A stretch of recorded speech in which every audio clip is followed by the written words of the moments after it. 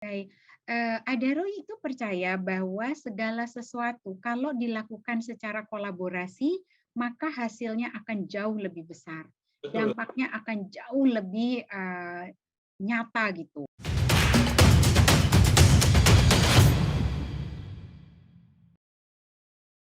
Halo Sobat Brand, jumpa lagi dalam acara Info Brand Talks, bincang seputar perkembangan brand dan bisnis di Indonesia bersama saya, Panji Nurdiansyah. Sobat Brand, hari ini kita kedatangan bintang tamu dari salah satu perusahaan pertambangan yang unggul serta produsen batu bara terbesar di Indonesia, yaitu PT Adaro Energi Tbk. Perusahaan tersebut bergerak di sektor tambang untuk memenuhi kebutuhan energi di dalam negeri. Perusahaan yang beroperasi di Kalimantan dan berkantor pusat di Jakarta ini selalu memperhatikan keberadaan masyarakat dan lingkungan di sekitar perusahaan. Beberapa kegiatan CSR pun dilakukan, diantaranya adalah Adaro mendorong kemandirian ekonomi pesantren melalui pelaksanaan program CSR. Pondok pesantren telah menjadi kekuatan yang diperhitungkan oleh banyak pihak. Tidak hanya karena jumlah santri yang banyak, namun lebih dari itu pondok pesantren telah menjadi kekuatan ekonomi yang sangat dahsyat. Peluang pengembangan ekonomi pesantren sangat luas karena pesantren merupakan basis kekuatan kultural yang menyatu dengan masyarakat. Sehingga pengembangan ekonomi akan membawa dampak ekonomi dan sosial bagi masyarakat. Wakil Presiden Ma'ruf Amin mengikrarkan cita-cita untuk mengembangkan pesantren di Indonesia menjadi pusat pemberdayaan ekonomi. Tujuan itu harus bersinergi dengan fungsi pesantren sebagai tempat pembinaan santri dan dakwah. Sejalan dengan hal tersebut, Adaro melalui program Adaro Santri Sejahtera atau PAS juga aktif melakukan pengembangan ekonomi pesantren yang berbasis kearifan lokal, khususnya dalam upaya mengoptimalkan potensi pesantren dan masyarakat lokal untuk disinergikan bersama dalam beberapa model usaha produktif ini akan menjadi pusat pembelajaran bagi santri sehingga memiliki kompetensi wirausaha yang akan sangat bermanfaat di masa kedepannya setelah lulus dari pesantren. Dalam perjalanan program, Adaro pada tahun 2021 telah bekerja sama dengan salah satu perguruan tinggi terkemuka di Kalimantan Selatan, yaitu Universitas Lambung Mangkurat atau ULM. Melalui program Matching Fund Kemendikbud dengan konsep Edu Adaro Techno Sociopreneurship. Sobat Brand, inilah Info Brand Talks dengan tema Adaro dorong kemandirian ekonomi pesantren dan kompetensi wirausaha santri. Sukses di bidang pertambangan batubara membuat Adaro, salah satu perusahaan batubara nasional terbesar di Indonesia, mengembangkan bisnisnya menjadi perusahaan energi terintegrasi.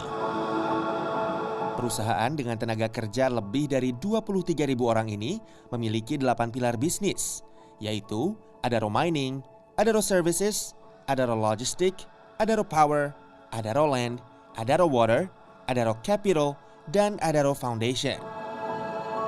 Adaro senantiasa menjalankan bisnisnya dengan praktek pertambangan yang baik dan benar.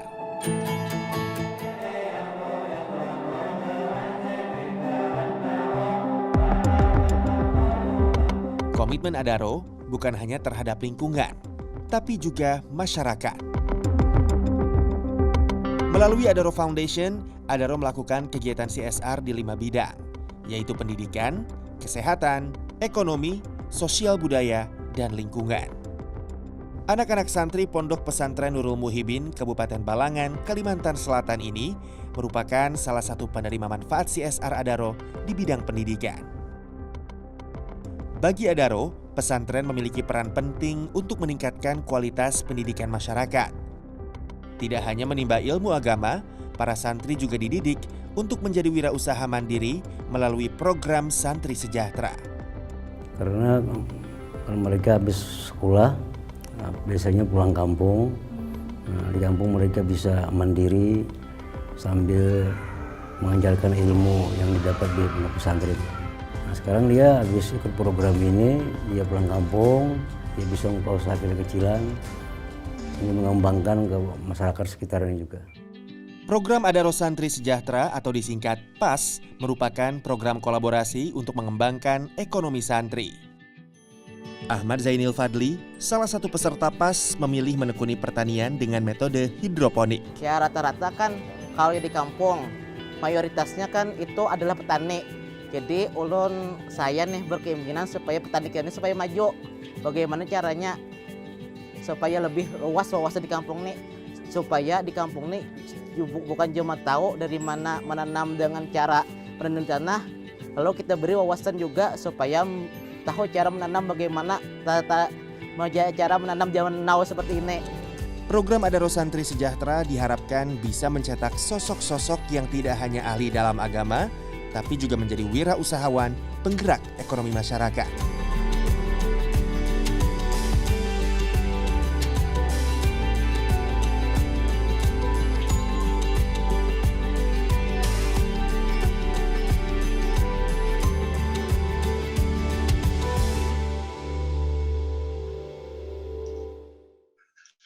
Sobat Brand, tadi kita sudah saksikan video ulasan kegiatan CSR yang dilakukan oleh PT Adaro Energi. Nah, kemudian untuk membahas lebih lanjut kegiatan CSR dari PT Adaro Energi Tbk ini, dalam Brand Talks kali ini kita sudah kehadiran 5 narasumber yang sangat spesial. Yang pertama ada Ibu Okti Damayanti selaku CSR Division Head dari PT Adaro Energi Tbk. Kemudian yang kedua adalah Bapak Sam Guntur selaku Person in Charge atau PIC program Adaro Santri Sejahtera Yayasan Adaro Bangun Energi. Dan juga ada Abah Guru Haji Fajrianur Musadi selaku pimpinan Pondok Pesantren Al-Islam Kambitin Kabupaten Tabalong. Ada juga Bapak Profesor Dr. Insinyur Haji Yudi Firmanul Arifin MSc selaku pembantu Rektor 4 Universitas Lambung Mangkurat Banjarmasin Kalimantan Selatan. Dan yang terakhir ada Siti Sarah selaku perwakilan mahasiswi Universitas Lambung Mangkurat. Halo, selamat sore semuanya Bapak Ibu. Selamat sore Mas Panji. Sore. Apa kabar Bapak Ibu? Luar biasa. Baik. Wah, kita luar biasa nih, tersebar di berbagai kota di Indonesia ya Ibu ya. Ada yang dari Jakarta, dari Banjarmasin, ada yang dari Kabupaten Tabalong gitu ya.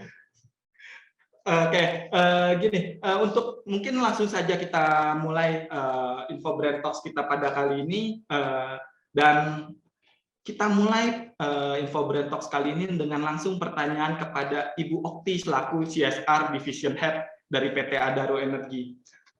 Bu Okti, mungkin terlebih dahulu bisa dijelaskan apa sih yang melatar belakangi Adaro untuk melaksanakan program Adaro Santri Sejahtera ini, dan sejak kapan program tersebut dijalankan?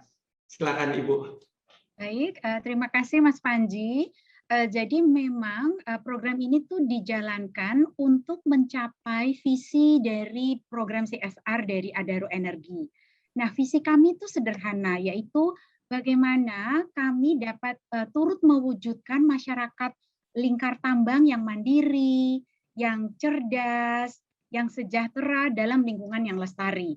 Nah, itu adalah sebuah visi yang kami merasa bahwa secara bertahap kami itu dapat mewujudkan visi tersebut. Nah, untuk mencapai visi tersebut kami punya 5 pilar, Mas Panji. Yaitu pilar yang pertama kita sebutnya Adaro Nyalakan Ilmu, di mana program PAS ini, yaitu program Adaro Santri Sejahtera, menjadi bagian dari Adaro Nyalakan Ilmu. Kemudian kita punya Adaro Nyalakan Raga yang sangat berfokus pada kesehatan, Adaro Nyalakan Sejahtera yang berfokus kepada peningkatan ekonomi, kemudian Adaro Nyalakan Lestari untuk pelestarian lingkungan, dan Adaro Nyalakan Budaya. Jadi latar belakang kita menjalankan program Adaro Santri Sejahtera semata-mata kami ingin menggapai visi kami. masyarakat di daerah operasional menjadi masyarakat yang sejahtera, mandiri dalam lingkungan yang lestari. Oke, oke. Nah, dari itu sejak kapan program ini berjalan, Ibu? Ya, program Adaro Santri Sejahtera ini berjalan, penguatan konsepnya itu dibentuknya tahun 2018, kemudian tahun 2019 mulai dijalankan oleh Adaro. Nah, berjalannya waktu kami melihat bahwa Adaro ternyata membutuhkan support di luar Adaro untuk bisa melakukan percepatan dari program ini.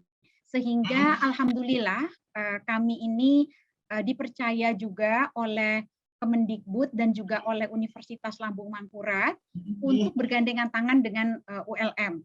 Jadi sejak tahun 2021 ini Adaro disupport oleh Universitas Lambung Mangkurat.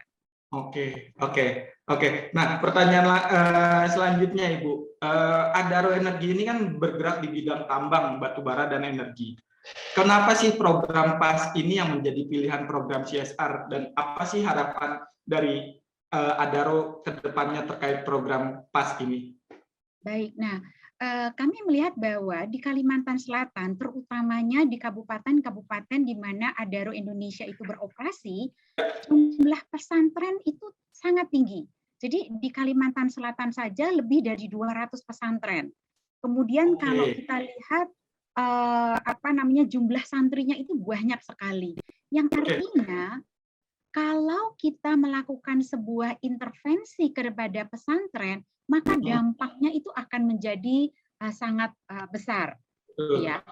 Nah, oleh karena itu kami merasa bahwa program Adaro Santri Sejahtera itu merupakan inisiatif yang sangat strategis bagi tidak hanya bagi Adaro, tapi juga masyarakat dan pemerintah daerah untuk bisa membuat pesantren ini menjadi lebih sejahtera, mempunyai unit usaha yang berkesinambungan, yang bisa mendidik santrinya tidak hanya pandai dalam agama, pandai berdakwah, tapi dia mandiri secara ekonomi.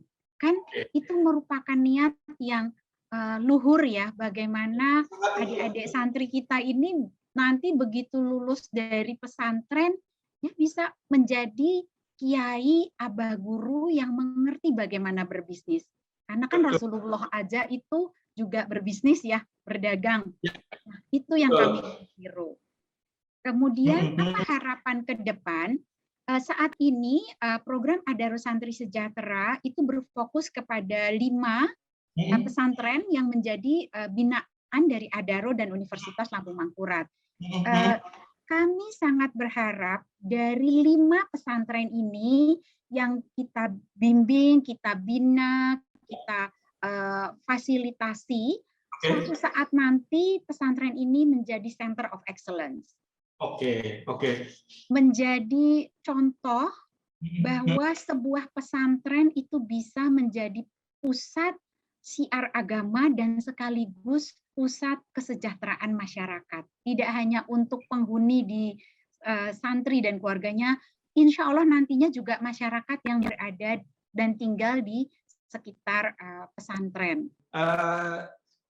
Adaro sendiri kan bergerak di bidang tambang, batubara, dan energi. Kenapa program PAS ini menjadi pilihan program CSR dari Adaro sendiri? Dan seperti apa sih harapan Adaro dari program PAS ini? Baik, sebuah pertanyaan yang sangat strategis dari Mas Panji ya. Jadi kita kembali kepada visi dari Adaro. Jadi Adaro itu mempunyai visi bagaimana kami turut mewujudkan masyarakat di sekitar tambang untuk menjadi masyarakat yang sejahtera, yang cerdas, yang mandiri, dan hidupnya lestari dalam lingkungan yang lestari. Nah, kita lihat bahwa pesantren di daerah kami itu jumlahnya banyak. Dan pesantren itu adalah masyarakat yang merupakan dangsanak atau saudara buat Adaro. Nah, oleh karena itu salah satu kegiatan yang kita merasakan sangat strategis adalah bagaimana membuat pesantren ini menjadi sebuah entitas yang tidak saja menjadi pusat pengajaran, pendalaman ilmu agama, tetapi pesantren beserta isinya tentu saja dengan abah gurunya, dengan ustadz, ustazah, dan para santrinya menjadi insan-insan yang mampu mandiri secara ekonomi, menjadi sejahtera. Jadi para santri ketika keluar atau lulus dari pondok pesantrennya, mereka bisa mandiri. Jadi bisa berdakwah, tapi juga secara ekonomi mandiri dan sejahtera. Jadi sebetulnya itu yang menjadi niat dari Adaro. Kenapa program Adaro Santri Sejahtera itu menjadi salah satu program CSR unggulan dari Adaro. Oke. Jadi bisa nantinya ketika santri sudah mandiri, sudah sejahtera, bahkan santri tersebut bisa ikut mensupport pesantrennya ya, Ibu ya, tentunya ya. Tentunya, insya Allah. Jadi akan ada banyak alumni santri tersebut yang terus mengembangkan bisnisnya gitu ya, jadi lebih berkembang lagi pondok pesantrennya. Oke. Lalu Ibu bisa diceritakan mengapa memilih bekerja sama dengan Universitas Lambung Barat dalam penyelenggaraan program ini? Baik. Adaro itu percaya bahwa segala sesuatu kalau dilakukan secara kolaborasi, maka hasilnya akan jauh lebih besar. Dampaknya akan jauh lebih nyata gitu.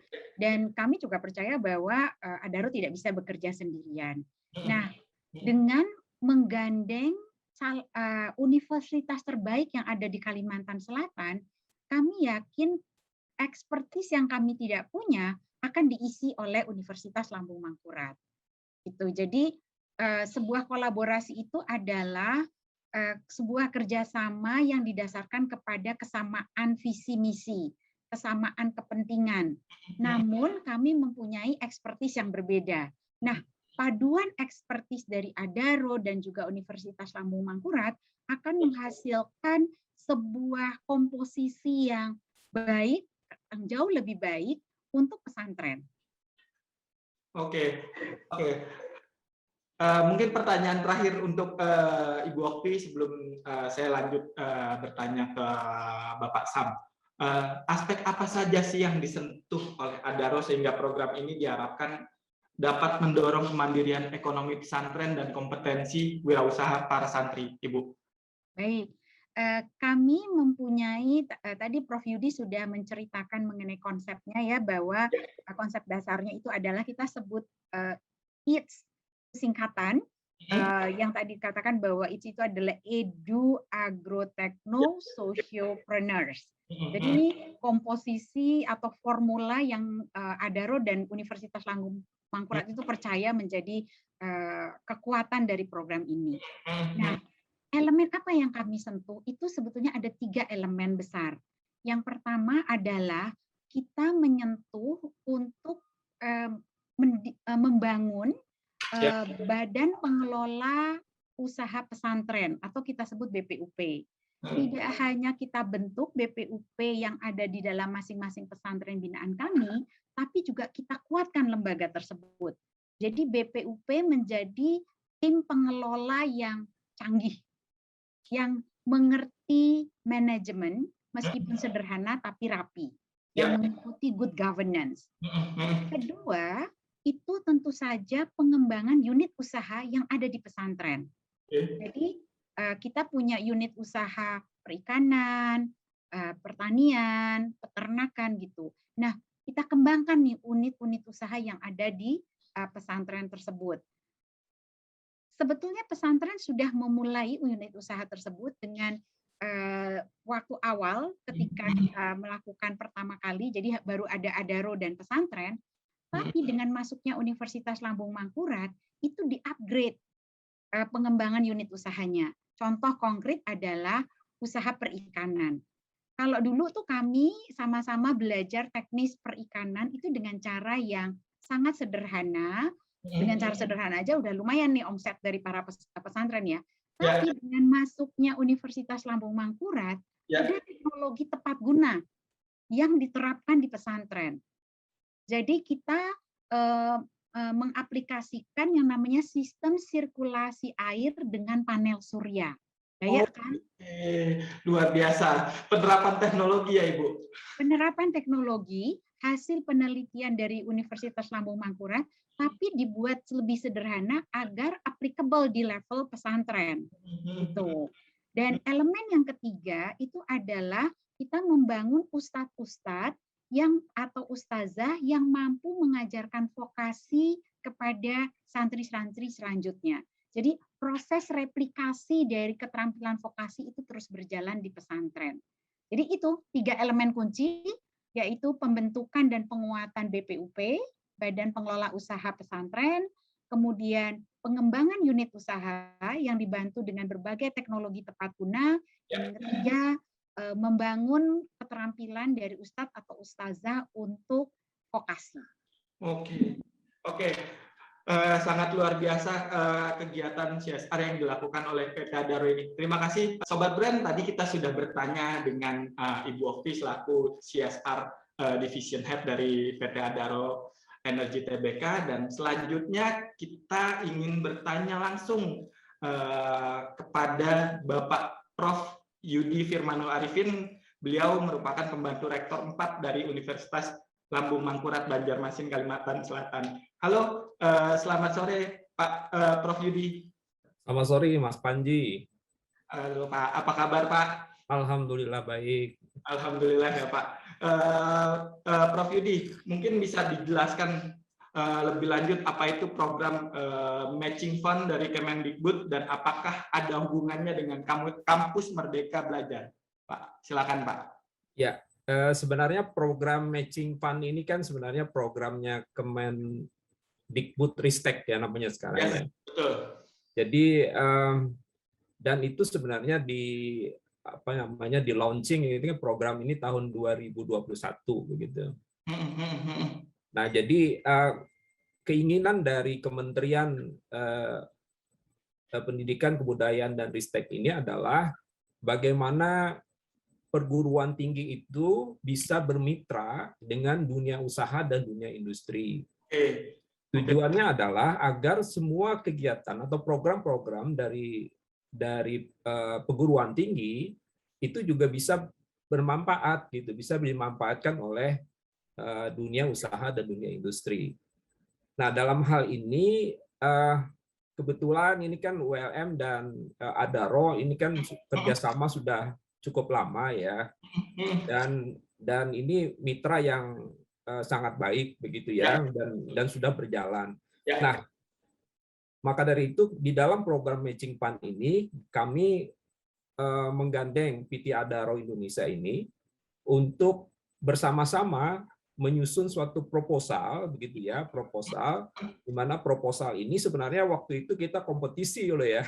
Jadi bukan langsung diterima, enggak, prosesnya panjang. Jadi prosesnya itu ada 3 tahapan seleksi gitu, sehingga alhamdulillah proposal yang kami buat secara bersama-sama ini mendapat apresiasi yang cukup baik dari Kemendikbud Ristek gitu ya, dan diterima tahun 2021 ini untuk diberi pendanaan begitu. Oke. Nah, ya seperti itulah sebenarnya gitu ya. Lalu Pak, kemudian seperti apa sih pembagian peran dari ULM dan Adaro sendiri dalam program PAS yang dijalankan ini, Pak? Oh ya, saya akan tambahkan sedikit dari pertanyaan pertama ya, tadi mengenai Kampus Merdeka Belajar. Jadi di dalam program Matching Fund ini penekanannya adalah terutama pada bagaimana perguruan tinggi khususnya Universitas Lambung Mangkurat dalam ini bisa menjalankan program Kampus Merdeka Belajar, gitu ya. Di mana di dalam program ini kan ada misalkan bagaimana mahasiswa bisa ikut magang, bagaimana mahasiswa bisa ikut riset, bagaimana asistensi mengajar, kemudian KKN tematik dan sebagainya. Nah, di dalam program ini penekanannya adalah keikutsertaan mahasiswa dan juga dosen ya itu bisa ikut bersama-sama di dalam program ini gitu ya, dalam program Matching Fund ini, sehingga program MBKM kita menyebutnya Kampus Merdeka Belajar itu bisa terlaksana dengan baik gitu. Jadi ini salah satu upaya mensupport daripada program MBKM ini. Nah, kemudian bagi peran tadi ya, pertanyaannya berikutnya adalah Universitas Lambung Mangkurat ini kan lembaga pendidikan ya, lembaga ilmiah begitu ya. Tentu banyak hasil-hasil riset ya, hasil-hasil penelitian tadi dan juga pengabdian yang bisa diaplikasikan kepada masyarakat begitu. Nah, melalui program matching fund ini, kerjasama antara dua institusi ini, tentunya kan hasil-hasil riset tadi kan bisa diaplikasikan kepada program PAS tadi. Nah, program PAS tadi, jadi ada riset-riset dari kami, dari dosen-dosen itu, kami aplikasikan ke dalam program PAS ini. Yang kita sebut programnya itu namanya Edu Agro Techno Sociopreneurship. Ya. Jadi di situ ada unsur pendidikannya, ada unsur karena di sini objeknya adalah pertanian, santri ya, Pompes, di mana itu sebagian besar objek apa yang mau kita berikan itu adalah aspek pertanian, begitu ya. Yep. Nah, kemudian juga ada unsur teknologinya, ya, karena hasil riset ya. Yep. Kemudian sociopreneurship, dia juga harus ada jiwa wirausaha seperti itu. Oke. Nah, tapi ya seperti kata Bu Okti tadi, bahwa harapannya adalah bahwa santri itu tidak hanya menguasai ilmu agama, tetapi juga pada saat nanti dia sebagai lulusan Pompes, dia juga punya jiwa wirausaha begitu ya, bisa memanfaatkan apa yang kita berikan ini untuk ke masa depan dia itu ya. Jadi nanti harapannya adalah santri-santri itu lebih sejahtera gitu. Sebenarnya seperti itu sih konsepnya. Oke. Lalu dari sisi manfaat, Pak, apa sih yang didapatkan, manfaat seperti apa yang didapatkan oleh Universitas Lambung Mangkurat dari kolaborasi ini? Serta apa harapan ke depan dari program matching fund ini berjalan ke depannya, Pak? Ya, wah sangat besar sekali tentu manfaatnya ya dari program ini. Karena apa? Karena ULM ini sebenarnya banyak menghasilkan hasil-hasil saya bilang hasil riset segala macam gitu ya yang bisa dimanfaatkan gitu ya, sehingga nanti universitas itu tidak seperti Menara Gading ya, jadi dia harus bisa menghasilkan sesuatu yang bisa dimanfaatkan oleh masyarakat. Sebenarnya itu sebenarnya itu harapan kami gitu ya. Jadi kami sebenarnya dituntut juga di perguruan tinggi itu bagaimana menghilirisasi hasil-hasil yang kami peroleh, jadi hasil riset, hasil pengabdian dan sebagainya gitu ya, bisa dihilirisasi, bisa dimanfaatkan. Kemudian juga mahasiswa kami bisa belajar ya, mahasiswa kami bisa belajar, ada yang bisa ikut magang, ada yang bisa ikut penelitian, ada yang bisa ikut mungkin asistensi mengajar, KKN tematik yang saya bilang tadi, sehingga nanti mereka punya pengalaman gitu, punya pengalaman sebelum dia nanti diterjun ke masyarakat. Setelah lulus gitu. Sebenarnya seperti itu anunya ya. Jadi tentu saja ini manfaatnya sangat besar sekali. Tadi ada saya kelupaan ya tadi menjelaskan mengenai bagaimana peran Adaro gitu. Nah, berbagi peran tadi ya. Tentu saja tadi kan Adaro kan dalam program PAS-nya tentu saja ingin membangun pesantren itu menjadi lebih modern dan lebih sejahtera begitu ya dalam program itu. Nah, ini bersinergi dengan apa yang kami berikan juga kami bisa memanfaatkan pengalaman kami, hasil riset kami untuk membantu ini, sehingga nanti harapan kita semua bersama begitu ya, bahwa Pompes ini ke depan yang tadi 5 pesantren ini sebagai pionir itu sebagai percontohan lah gitu ya, percontohan pesantren ya hasil kerjasama antara perguruan tinggi dan dunia usaha dan industri. Sebenarnya seperti itu konsepnya. Oke. Nah, pertanyaan terakhir mungkin untuk Prof. Yudi. Dalam pelaksanaan program ini, kenapa sih ULM melibatkan mahasiswanya dalam pendampingan pondok pesantren? Ya, tadi sudah saya sampaikan bahwa ini kan sebenarnya dalam rangka pertama dalam rangka MBKM tadi ya, jadi kampus merdeka belajar itu ya, bahwa kami mengharapkan anak-anak ini tidak hanya menguasai pengetahuan yang dia dapat dari kampus begitu ya, tapi ada hal yang sangat penting, dia punya pengalaman, punya skill juga yang nanti bisa dimanfaatkan oleh masyarakat begitu ya. Oke. Nah, jadi dia nanti kan di dalam program ini misalkan saya ambil contoh ya, program magang misalkan ya. Magang misalkan dia di bidang pertanian gitu ya misalkan. Nah, itu nanti akan belajar mengembangkan ilmunya di bidang pertanian ini gitu ya bersama-sama dengan para santri sehingga dia bisa membaur, saling berdiskusi, berkomunikasi, saling bertukar pengetahuan dan sebagainya. Kemudian kita bimbing, dari pihak Adaro juga ada membimbing secara praktis sehingga nanti dia sudah punya pengalaman begitu. Kemudian juga ada program asistensi mengajar ya, bagaimana anak-anak ini nanti bisa melatih ilmu yang dia peroleh di universitas itu disalurkan, yaitu diberikan kepada masyarakat dan juga di Mompes gitu, sehingga nanti dia terlatih gitu menjadi seorang calon, kalau misalkan dia mau jadi guru ya calon guru misalkan ya, kalau mau jadi praktisi ya calon praktisi gitu ya, jadi sudah terlatih dia gitu di sana di lapangan gitu, seperti itu sebenarnya konsepnya. Oke, jadi pendampingannya ini lebih kepada menjadi mentor dari pondok pesantren tersebut ya Pak, Prof. Yudi? Ya bisa dikatakan begitu, tetapi juga selain itu ada yang lebih penting menurut saya, sebenarnya kami ingin itu sebenarnya pengalaman dari dia gitu ya. Karena begini, ketika dia lulus nanti, apa sih yang dicari? Yang dicari oleh misalkan pasar kerja, misalkan kalau dia mau bekerja di lapangan, adalah pengalaman gitu. Ya, nanti pasti yang pertama dicarinya pengalaman atau tidak. Nah kalau punya pengalaman biasanya orang lebih mudah menerima mereka begitu, daripada misalkan dia nggak punya pengalaman terus nanti mau bekerja ya orang tentu berpikir ya untuk menerima mereka. Nah kemudian juga dia tidak canggung lagi nanti setelah lulus gitu ya, bahwanya dia sudah pernah berpengalaman bergaul di lingkungan masyarakat dan bisa memberikan ilmu mereka begitu dulu pernah di masyarakat gitu. Nah itu sebenarnya keinginan kami sebenarnya gitu. Oke. Thank you Prof. Yudi. Sekarang saya ingin bertanya kepada Abah Guru Haji Fajri nih. Halo Abah. Ya, Assalamualaikum warahmatullahi wabarakatuh. Waalaikumsalam Abah. Apa kabar Abah?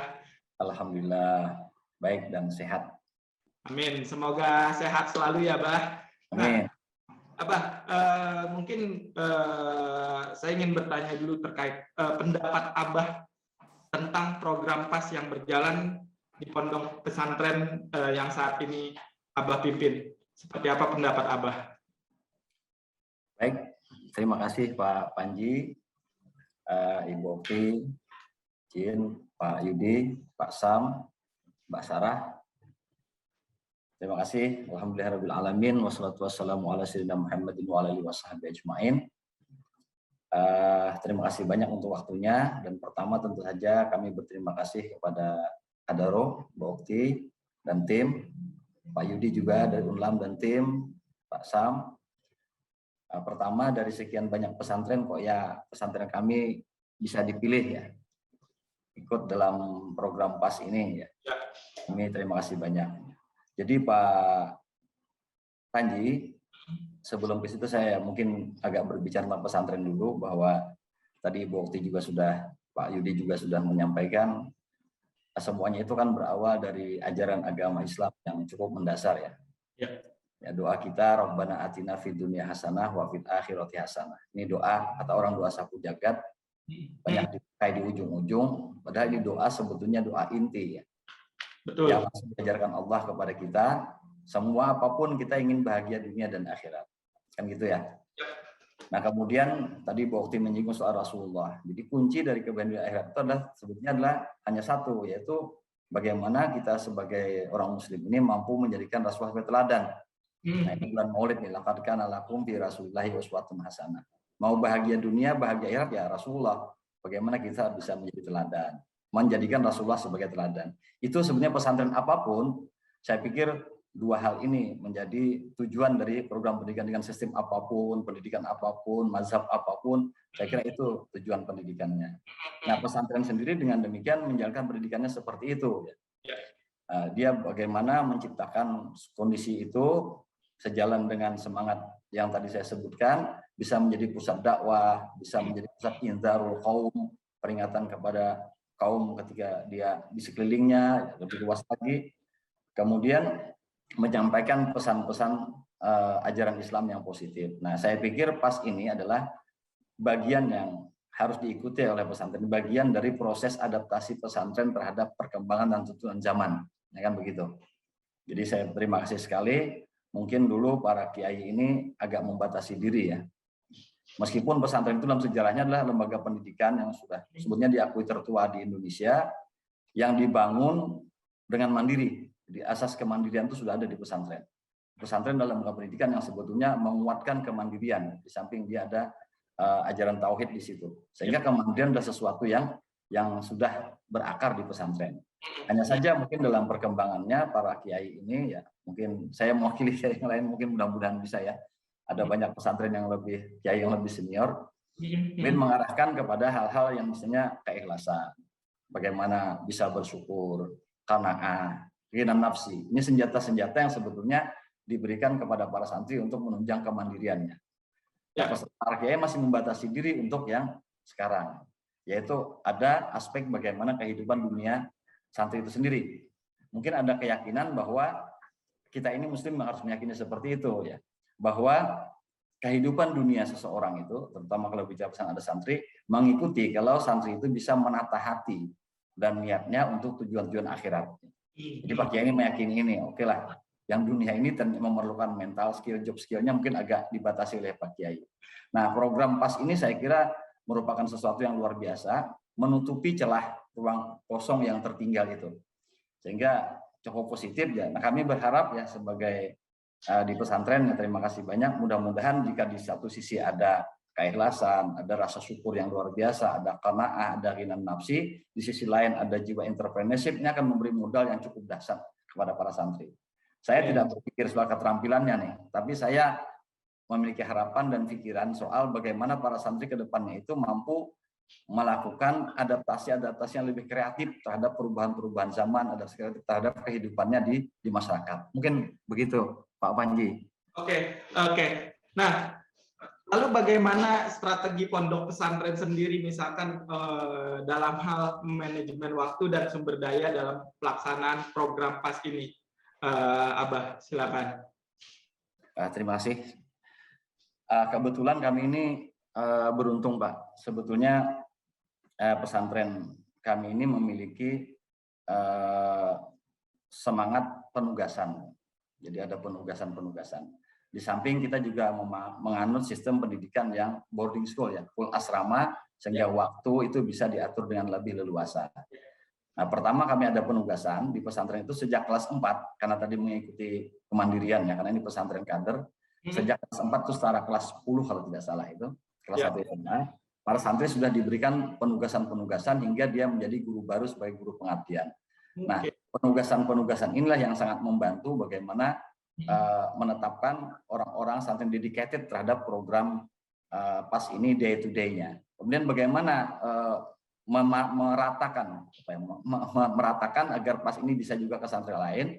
Di pesantren ini 24 jam kan pendidikannya, samping pagi, siangnya para santri masuk lagi, kami menyebutnya ad-darsul idhofi. Kemudian habis asar ada ekstrakurikuler. Nah, di ad-darsul idhofi ini kemudian akan masuklah program-program PAS ini nanti yang dilaksanakan di pesantren. Bukan di pagi harinya, karena pagi hari sudah cukup padat. Di ad-darsul idhofi ini yang dilakukan, Pak. Jadi begitu.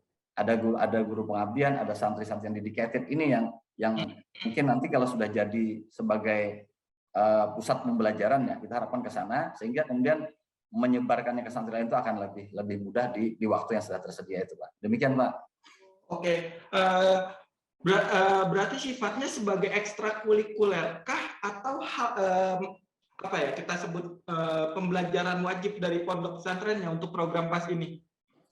Baik, Pak Panji. Seperti yang kami sampaikan tadi adalah dari awal dasar Rabbana Atina itu, Pak. Sebetulnya tidak ada pelajaran sampingan di pesantren ini. Cuma karena kemampuan pesantren yang terbatas, kemudian ada yang ditambah. Ad-darsul idhofi itu adalah bahasa ketika itu dilakukan di setelah zuhur sampai asar, Pak. Ya, pelajaran tambahan. Nah, ini memang waktu yang cukup luas tersedia untuk memberikan modal-modal tambahan bagi para santri di situ. Jadi memang bukan sekedar ekstrakurikuler, tapi dia menjadi bagian dari, sebetulnya sekarang itu saya pikir tadi sebagai bagian yang harus dilakukan oleh pesantren untuk dia mampu berkembang, ya. Bagian dari bagaimana pesantren mau menyahuti tuntutan zaman itu, Pak. Oke. Lanjut, Abah. Apakah ada rencana dari pondok pesantren yang Abah pimpin ini bisa menjadi pondok pesantren model yang mengembangkan kewirausahaan di Kalimantan Selatan, Abah? Baik, saya pikir itu adalah cita-cita semua pesantren, Pak. Bagaimana dia bisa menjadi model, khusus untuk pesantren kami sendiri, Kabupaten Islam Kambitin sejak awalnya saya meyakini ketika dia memasukkan nama teknologi pertanian di situ, para penggagas, para founder itu punya cita-cita seperti itu. Memang kita berharap, tapi ini juga bisa menjadi misi yang sangat sulit, ya. Bagi misi yang besar, bukan sulit ya, misi yang cukup besar bagi pesantren. Tapi tetap dalam koridor misi pesantren, yaitu menyebarkan nilai-nilai positif, ajaran-ajaran Islam yang baik kepada masyarakat, sehingga kami harapkan ini juga memang seperti itu, Pak. Mudah-mudahan lah ke depannya itu bisa menjadi pesantren model bagi menginspirasi pesantren lain. Amin, amin, Abah. Amin. Terima kasih. Oke, terima kasih, Abah. Terima kasih, Pak Panji. Assalamualaikum. Ke Pak Sam Guntur, selaku PIC program Adaro Santri Sejahtera atau PAS Yayasan Adaro Bangun Negeri. Halo, Pak Sam. Halo, Mas Panji. Halo, selamat sore. Sore. Kabar baik ya, Pak? Alhamdulillah baik, Mas Panji. Alhamdulillah, semoga sehat selalu, Pak. Amin, amin. Oke, Pak Sam. Iya, Mas. Kita ketahui bahwa pondok pesantren merupakan lembaga pendidikan yang belajar khusus agama. Tentunya untuk mengenalkan dan melaksanakan program PAS ini tidak mudah ya, Pak Sam, ya? Iya. Diceritakan nggak bagaimana tantangan yang dihadapi oleh tim di lapangan dalam pelaksanaan program PAS ini, Pak? Oke, ya. Terima kasih, Mas Panji. Tantangan kami selaku person in charge di program Adaro Santri Sejahtera atau PAS ini, ya. Itu tantangan terbesarnya itu adalah bagaimana kami memahami budaya pesantren, Mas Panji. Oke. Nah, jadi bagaimana kami memahami budaya pesantren itu, saya sama tim itu kita nginap di pesantren, Mas Panji. Ada beberapa pesantren kita nginap di sana supaya kita bisa mengenal pesantren ini seperti apa. Jadi kita mulai dari kita menginap di sana, kita ikut seluruh rangkaian kegiatan di pondok pesantren. Selain pembelajaran di kelas, ya, karena kalau pembelajaran di kelas kita dimarahin gurunya nanti kalau kita masuk. Tapi kalau sejenis yang amaliyah yang ada di pondok pesantren, ya, kita ikuti semuanya sehingga kita mengerti nih bagaimana pola atau bagaimana budaya yang ada di pondok pesantren. Sedikit saya paparkan, Mas Panji, bahwa pondok pesantren yang ada di binaan kami, 5 pondok pesantren itu, 4 pondok pesantren yang masih menggunakan metode klasikal, metode klasik, ya. Jadi metodenya klasik, bentuk klasikal, kitabiah katanya. Jadi dia membaca kitab atau sering disebut orang dengan pondok pesantren salafiyah. Jadi hanya 1 pondok pesantren yang modern yang mengacu ke kurikulum Gontor, pondok pesantren Gontor Jawa Timur, ya, punya pondok pesantrennya Abah Guru Haji Fajri tadi, Mas Panji. Ada 4 pondok pesantren itu semuanya pondok pesantren yang menggunakan metode klasik kitabiah, metode klasik membaca kitab. Nah, jadi di sana itu ditekankan adalah budaya-budaya seperti budaya ikhlas, budaya wara itu dalam artian kita cukup dengan apa yang ada, habis itu jangan terlalu banyak memikirkan dunia, lebih mementingkan kepada akhirat. Nah, budaya-budaya itu yang harus kita pahami dulu nih sebelum kita masuk ke dunia pesantren, karena kita membawa hal baru nih di dunia pesantren, apalagi dunia pesantren yang masih bentuknya klasik, ya, atau pesantren salafiyah itu. Nah, sehingga saya menginap dulu beberapa malam sampai kita ketemu, sampai kita paham dengan budaya pesantren. baru kita mulai masuk. Kita mulai masuk dari orang yang sangat berkarisma di pondok pesantren. Nah, biasanya itu adalah abah gurunya. Nah, kita mulai masuk dari abah guru, kita ceritakan bahwa kita ada maksud dan tujuan, pendekatan kita dengan sahabat Nabi Abdurrahman bin Auf ya, yang memang dia entrepreneur sejati dari Muslim ya. Nah, itu pendekatan-pendekatan seperti itu. Jadi kita sebelum kita pendekatan, kita juga mempelajari terkait dengan budaya pesantren, pelajari terkait dengan agama Islam. Kita mempelajari mendalami nih terkait dengan keagamaan Islam karena kita harus paham betul nih keadaan pesantren seperti apa. Itu menjadi tantangan terbesar dari kami dan kami harus nginap Mas Panji. Sampai pemalam kita di pesantren. Begitu Mas Panji. Untuk mengamati setiap pesantren tentunya berbeda ya secara kebiasaan. Mungkin dari kurikulum ada yang sama, tapi secara kebiasaan dan lingkungan itu sangat berpengaruh ya, Pak Sam ya.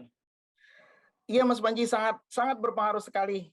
Jadi budaya yang di pesantren itu beda-beda ya. Dari 5 pesantren yang kami bina itu ada beda-beda.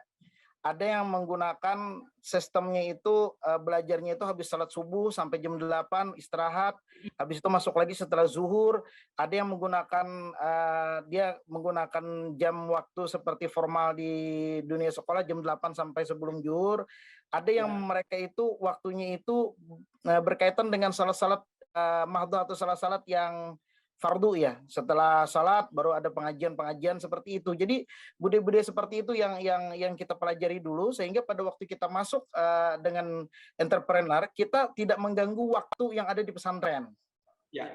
Nah, jadi kita tidak mengganggu waktu yang mereka sudah untuk belajar, untuk amaliyah, tapi kita mencari waktu-waktu kosong. Kenalah kita yang mulai kita berdiskusi dengan abah guru, kita kasih pembelajaran, kita kasih keterampilan untuk berwirausaha, untuk menjadi seorang entrepreneur di waktu-waktu senggang itu. Walaupun ke depannya kita juga meminta kepada abah guru untuk mencari orang yang berdedikasi sangat tinggi ya untuk menjadi seorang entrepreneur, karena yang namanya usaha tidak bisa di sesaat ya Mas Panji ya. Jadi ada yang harus tiap hari dia menjaganya. Nah, itu kita juga berdiskusi dengan abah guru tersebut. Sehingga setelah kita diterima oleh abah guru menjelaskan kepada orang-orang yang pilihan beliau. Nah, sekarang sehingga kita bisa masuk kepada mereka dan kita mulai dari cara pertemanan. Nah, disitulah kita mulai bisa membangun sebuah persamaan persepsi ya, bahwa sebuah kewirausahaan atau sebuah entrepreneurship ini harus dijalankan di dunia pesantren. Karena pesantren tidak hanya bisa bergantung hanya kepada donatur, tapi pesantren harus punya usaha untuk melanjutkan keberlangsungan pesantren tersebut. Nah, itu jadi tantangan tersendiri bagi kami dan syukur alhamdulillah saya selaku timnya Bo Okti mempercayakan kepada saya dan saya banyak belajar terkait dengan dunia pesantren. Begitu Mas Panji. Oke, luar biasa ya Pak. Lanjut Pak, apa sih keunikan dari program Adaro Santri Sejahtera ini yang dijalankan oleh Adaro ini, khususnya tadi di 5 pesantren tersebut? Oke, iya Mas Panji, jadi kita dari awal bahwa kita memasang tonggak di dunia pesantren adalah kita mengutamakan local wisdom, Mas. Jadi kearifan lokal di dunia pesantren, sehingga kita tidak merubah budaya pesantren, tapi kita masuk untuk membantu pesantren berusaha. Ini bukan budaya baru, tapi ini sudah budaya lama dan ini menjadi harapan kita ini menjadi kearifan di dunia pesantren. Bahkan saking kami sangat serius dengan local wisdom ini, orang-orang yang membantu kami itu yang sering kami sebut dengan local expert ya, sebelum kita kerjasama dengan Unlam yang tadi dijelaskan oleh Bokti tadi, ada local expert Mas Panji, namanya local expert atau orang lokal yang ngerti betul nih terkait dengan usaha apa yang diterapkan di pesantren. Itu orang-orang lokal itu kita ambil adalah orang yang paling dekat dengan pesantren. Kalau seandainya orang itu tidak terlalu dekat dengan pesantren, paling enggak posisi tempat tinggalnya tidak jauh dari pesantren. Oke. Begitu. Bahkan ada sebagian dari pesantren itu yang kita ambil dari alumni. Ya. Nah, alumni pesantren yang sudah berusaha sekian lama terkait dengan usaha perikanan, dia ikut membantu pesantren karena dia ingin mengembangkan pesantren dan dia sadar bahwa pesantren tidak bisa hanya bergantung pada donatur, tapi pesantren harus punya usaha. Ya. Begitu Mas Panji. Oke. Lanjut Pak Sam. lesson and learn yang didapat selama melakukan pembinaan pondok pesantren seperti apa dan apa target dari tim Adaro ke depannya untuk program ini, Pak? Ya, Mas Panji. Lesson and learn yang kami dapatkan itu pertama adalah kami sangat merasakan bahwa dunia pesantren ini sangat berbeda ya dengan masyarakat pedesaan lainnya. Karena di dunia pesantren ini semua apa yang kita lakukan itu berasaskan adalah keikhlasan.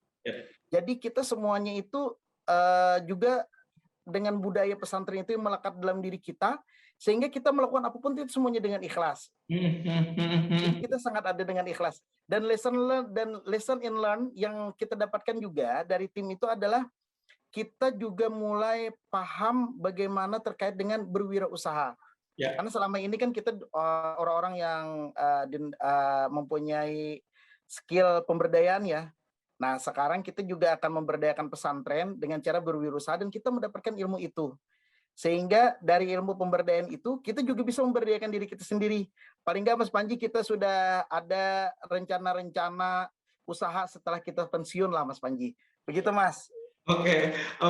Nah, dari sisi target tim Adaro sendiri ke depannya terkait program ini, Pak.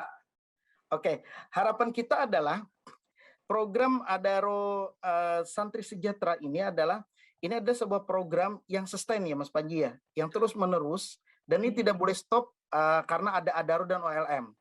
Tapi setelah Adaro dan OLM exit strategi terhadap program ini usaha terus berjalan.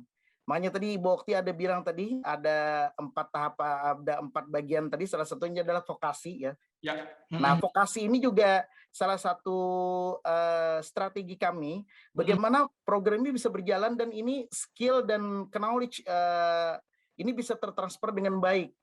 Jadi terus menerus sehingga santri juga tidak hanya mendapatkan ilmu pengetahuan dan dia juga bisa belajar di workshop yang sudah diadakan di pesantren dan dia juga bisa menularkan nanti ke luar setelah dia lulus dari pondok pesantren.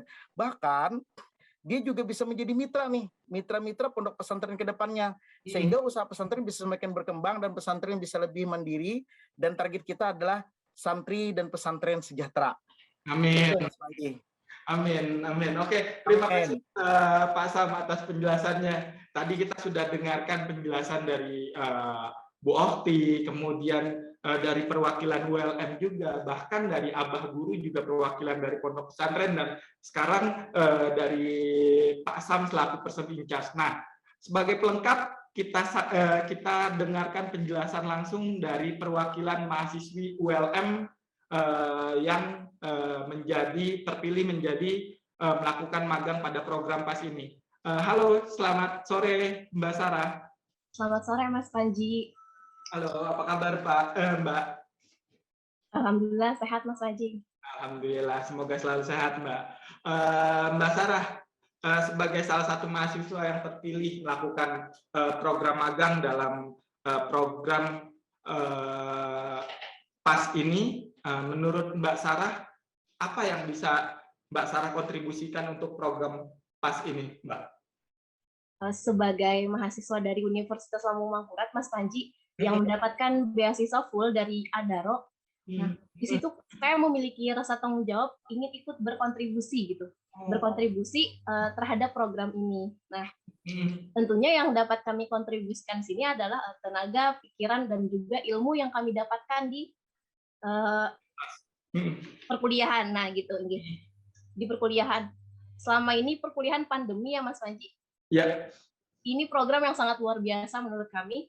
Kenapa kami bisa selain dapat kuliah online saja, ternyata ada program ini yang bisa kami langsung mempraktekkan ilmu kami.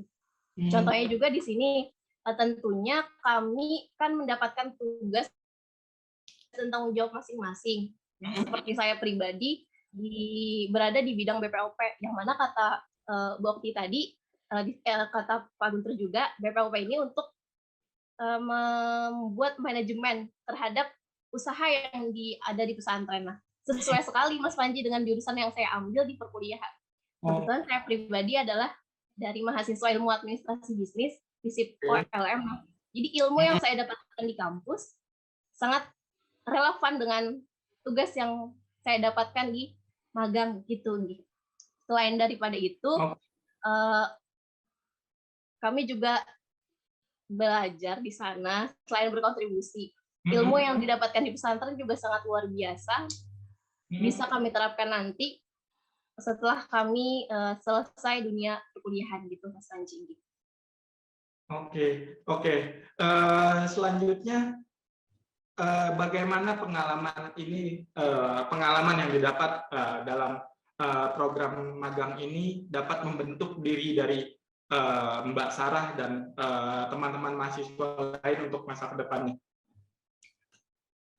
Tentunya pengalaman yang kami dapat sangat bermanfaat untuk kami ke depannya. Contohnya, Mas Panji, kebetulan saya pribadi diletakkan di lokasi pesantren yang masih klasik, yang masih menjaga batasan antara perempuan dengan laki-laki juga, yaitu dalam artian sulit masuknya.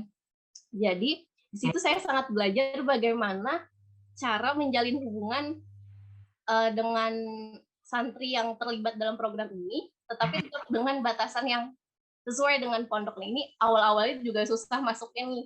Alhamdulillah seiring jalan waktu sampai sekarang kami di Nurul Muhibin Barabai khususnya kami sudah bisa masuk ikut menjalin hubungan dengan baik. Maksudnya tuh komunikasi kami sekarang sudah lancar. Nah itu. Jadi untuk kedepannya mungkin di dunia kerja kami lebih bisa menjalin komunikasi dengan entah itu mitra usaha ataupun bidang lainnya yang mungkin awalnya sulit ditembus, tapi dengan cara menjalin ikatan emosional dulu, pendekatan dulu, kami bisa menjalin hubungan dengan baik nantinya. Selain itu, kami juga belajar komunikasi skill tadi, terus public speaking juga terlatih sama sekali di sana. Terus juga kami tahu bagaimana bekerja sama dengan tim. Jujur saya pribadi pertama kali terjun ke dunia lapangan seperti ini untuk bekerja sama dengan tim yang ada di Adaro dan juga dari Unlam, terus juga dari teman-teman santri, terus juga dari teman-teman yang ada di praktek magang. Karena kami pertama kali bertemu juga dari beberapa teman-teman itu. Ya, terus selain itu juga kami bisa mendapat ilmu yang sangat luar biasa tadi, karena kita dari orang umum masuk ke dunia pesantren luar biasa banget, dapat barokah juga di sana, seperti itu Mas Panji. Tentunya ilmu-ilmu yang didapat dalam kegiatan magang tersebut sangat berguna untuk menjadi bekal masuk ke dalam dunia kerja setelah masa perkuliahan ya, Mbak Sarah, seperti itu ya Mbak? Iya Mas Panji. Thank you Mbak Sarah, thank you juga pada Bapak Sam, Abah Guru, kemudian Bapak Profesor Yudi selaku pembantu Rektor 4 dari Universitas Lambung Mangkurat. Terima kasih waktunya, dan sebagai penutup saya kembali ke Ibu Okti selaku CSR Division Head dari PT Adaro. Halo.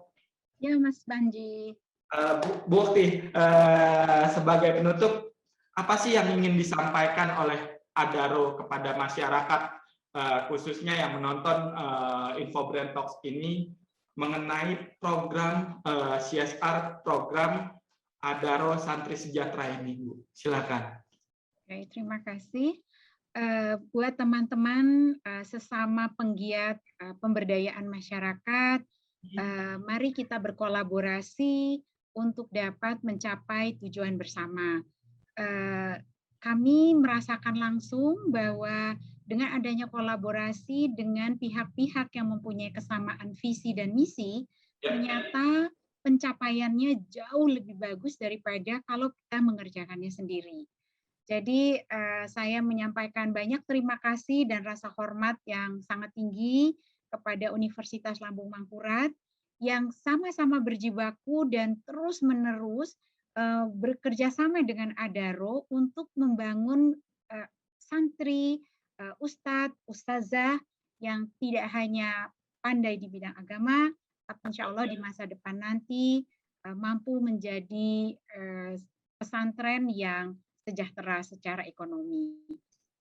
Kemudian kami juga sangat berterima kasih buat adik-adik mahasiswa yang berpartisipasi di dalam program Adaro Santri Sejahtera ini.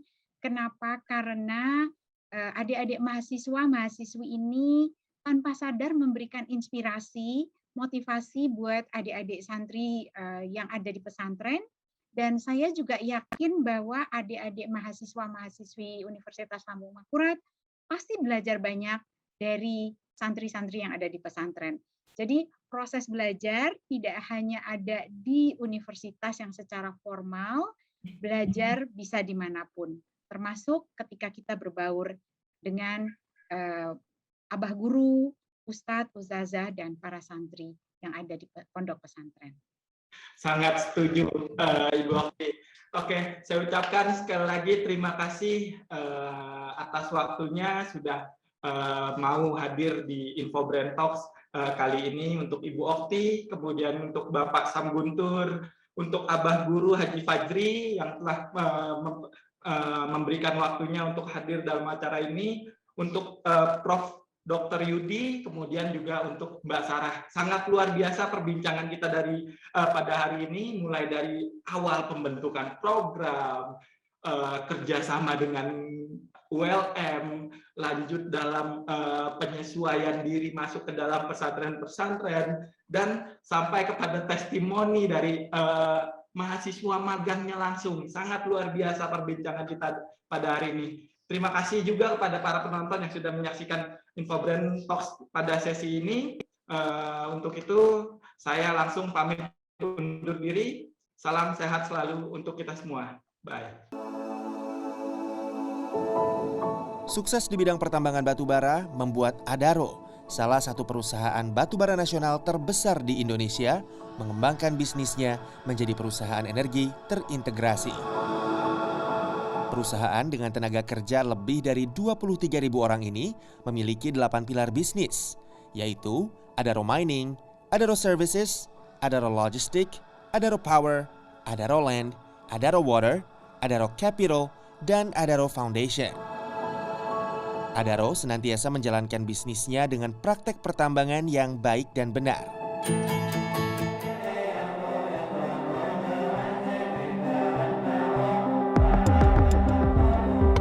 Komitmen Adaro bukan hanya terhadap lingkungan, tapi juga masyarakat.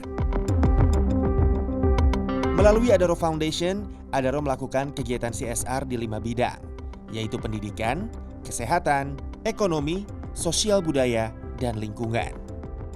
Anak-anak santri Pondok Pesantren Nurul Muhibin, Kabupaten Balangan, Kalimantan Selatan ini merupakan salah satu penerima manfaat CSR Adaro di bidang pendidikan. Bagi Adaro, pesantren memiliki peran penting untuk meningkatkan kualitas pendidikan masyarakat. Tidak hanya menimba ilmu agama, para santri juga dididik untuk menjadi wirausaha mandiri melalui program Santri Sejahtera.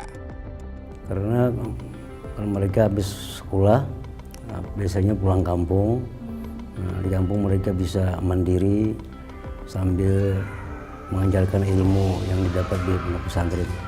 Nah, sekarang dia habis ikut program ini, dia pulang kampung, dia bisa membuka usaha kecil-kecilan, mengembangkan ke masyarakat sekitarnya juga. Program Adaro Santri Sejahtera atau disingkat PAS merupakan program kolaborasi untuk mengembangkan ekonomi santri. Ahmad Zainil Fadli, salah satu peserta PAS, memilih menekuni pertanian dengan metode hidroponik. Ya rata-rata kan kalau di kampung mayoritasnya kan itu adalah petani. Jadi ulun saya nih berkeinginan supaya petani ini supaya maju. Bagaimana caranya supaya lebih luas wawasan di kampung nih, supaya di kampung nih bukan cuma tahu dari mana menanam dengan cara menanam tanah, lalu kita beri wawasan juga supaya tahu cara menanam, bagaimana cara menanam zaman now seperti ini. Program Adaro Santri Sejahtera diharapkan bisa mencetak sosok-sosok yang tidak hanya ahli dalam agama, tapi juga menjadi wirausahawan penggerak ekonomi masyarakat.